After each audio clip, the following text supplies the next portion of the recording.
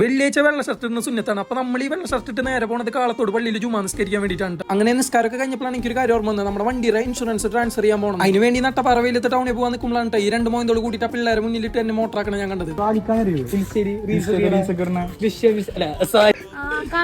അവരുടെ കൂടെ കൂടിയിട്ട് ആ പിള്ളേരെ നോക്കണതാന്ന് തോന്നുന്നുണ്ട്. പിള്ളേരെ മുന്നിൽ ടൂക്കിയതിന് പ്രതികാരം ചെയ്യാൻ വേണ്ടിയിട്ട് ഈ രണ്ട് സിംബ്രുണ്ണി തലമാര് ഞാൻ വണ്ടിയിൽ കയറ്റിയിട്ടുണ്ട്.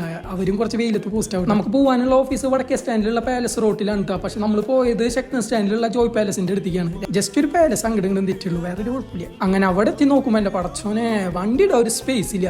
എല്ലായിടത്തും നോ പാർക്കിങ്ങിന്റെ ബോർഡ്. ഞങ്ങൾ ഈ ഏറ്റവും മുതൽ ആറ്റം വരെ ഫുള്ള് റൗണ്ട് അടിച്ചു നോക്കി. വണ്ടി ഇടാനും ഒരു സ്ഥലം പോലും ഒഴിവില്ല. നാട്ടിൽ നോട്ട് ഞങ്ങൾക്ക് കിട്ടിയ സ്പേസ് ഒരു അമ്പലത്തിന് മുന്നിലായിരുന്നു. അവിടെ ആണെങ്കിൽ വെണ്ടയ്ക്ക് ഇഷ്ടത്തിൽ എഴുതി വെച്ചിട്ട് അവിടെ പാർക്ക് ചെയ്തിരുന്നു.